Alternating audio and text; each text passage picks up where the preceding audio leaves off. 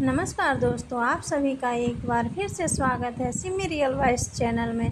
आप सभी को शारदीय नवरात्रि की हार्दिक शुभकामनाएं। आइए सुनते हैं नवरात्र के व्रत कथा। एक समय की बात है, प्राचीन काल में मनोहर नगर में पीठ नाम का एक अनाथ ब्राह्मण रहा करता था। वह भगवती दुर्गा का बहुत अत्यंत भक्त था। उसके यहाँ संपूर्ण सद्गुणों से युक्त सुमति नाम की एक अत्यंत सुंदर कन्या उत्पन्न हुई। वह कन्या सुमति अपने पिता के घर बाल्यकाल में अपनी सहेलियों के साथ खेल कूद किया करती थी। इस प्रकार बढ़ने लगी जैसे शुक्ल पक्ष में चंद्रमा की कला बढ़ती है। उसके पिता जब प्रतिदिन माँ दुर्गा की पूजा करके होम किया करते, उस समय वह नियम से वहाँ उपस्थित रहती थी।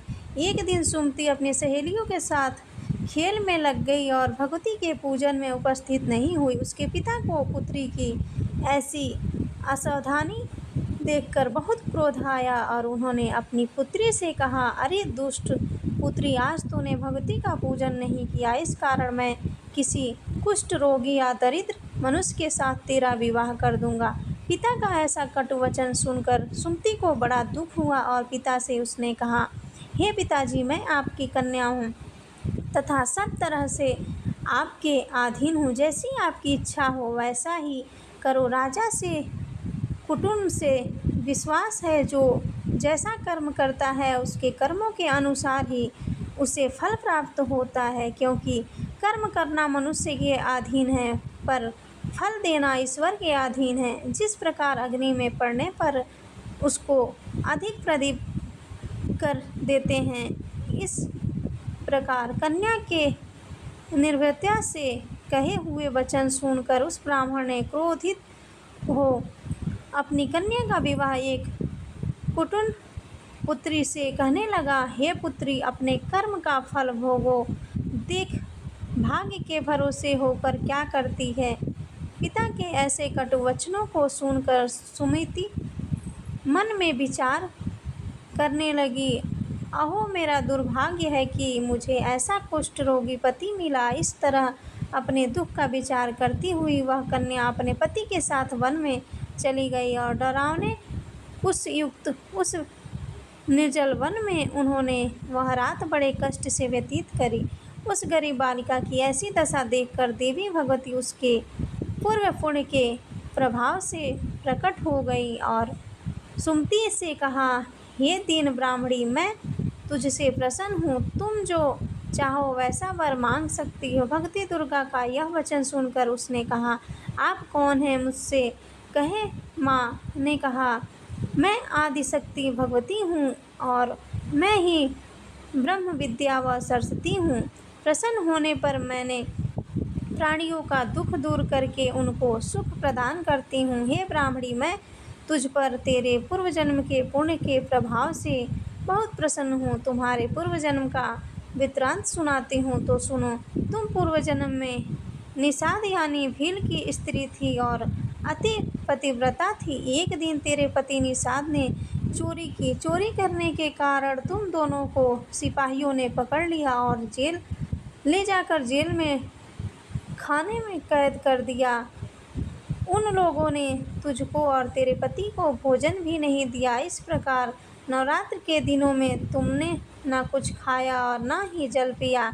इस प्रकार 9 दिन तक का नवरात्र का व्रत हो गया। ब्राह्मणी, उन दिनों में जो व्रत हुआ उसके प्रभाव से प्रसन्न होकर मैं तुझे आज मनवांछित फल देती हूँ। जो तुम्हारी इच्छा हो मुझसे मांग लो। इस प्रकार माँ दुर्गा के वचन सुनकर वह ब्राह्मणी बोली, अगर आप मुझ पर प्रसन्न हैं तो हे दुर्गे, मैं आपको प्रणाम करती हूँ। कृपया करके मेरे पति का कोढ़ दूर करो। देवी ने कहा, उन दिनों जो तुमने व्रत किया था उस व्रत का एक दिन का पुण्य प्रति का कोढ़ दूर करने के लिए अर्पण कर दो।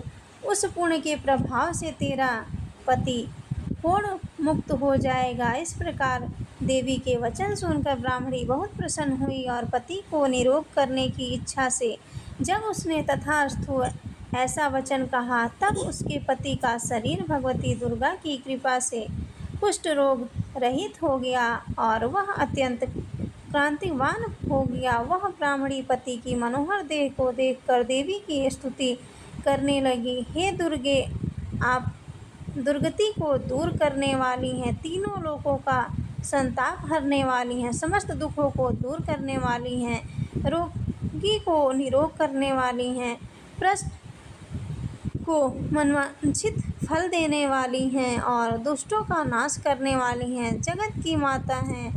मैं आपको प्रणाम करती हूँ, मेरी रक्षा करो। उस ब्राह्मणी की ऐसी स्तुति सुनकर देवी बहुत प्रसन्न हुई। हे ब्राह्मणी, तेरे उदाल नामक अति बुद्धिमान, धनवान, कृतिवान और जितेंद्रिय पुत्र शीघ्र उत्पन्न होगा, ऐसा वरदान प्रदान कर देवी ने ब्राह्मणी से फिर कहा। ब्राह्मणी, और जो कुछ तेरी इच्छा हो वह मांग ले। भगवती दुर्गा का ऐसा वचन सुनकर सुमति ने कहा, हे भगवती दुर्गे, अगर आप मुझ पर प्रसन्न हैं तो कृपा करके नवरात्र करने की विधि और उसके फल का विस्तार से वर्णन करें। माँ दुर्गा ने कहा, मैं तुम्हें संपूर्ण पापों को दूर करने वाला नवरात्र व्रत की विधि बताती हूँ, जिसको सुनने से मोक्ष की प्राप्ति होती है। अश्विनी मास के शुक्ल पक्ष की प्रतिपदा से लेकर 9 दिनों तक विधि पूर्वक व्रत करें। यदि दिन भर व्रत न कर सकें तो एक समय भोजन करें। विद्वान ब्राह्मण से पूछकर घट स्थापना करें और वाटिका बनाकर उसको प्रतिदिन जल से सींचें। महाकाली, महालक्ष्मी और महासरस्वती देवी की मूर्तियाँ स्थापित कर उनकी नित्य विधि सहित पूजा करें और पुष्पों से विधि पूर्वक अर्घ्य दें। बिजौरा के फल से अर्घ्य देने से रूप की प्राप्ति होती है और जाय फल से अर्घ्य देने से, कीर्ति दाग से अर्घ्य देने से कार्य की सिद्धि होती है। आंवले से अर्घ्य देने से सुख की प्राप्ति और केले से अर्घ्य देने से आभूषणों की प्राप्ति होती है। इस प्रकार पुष्पों और फलों से अर्घ्य देकर व्रत समाप्त होने पर 9वें दिन यथा विधि हवन करें।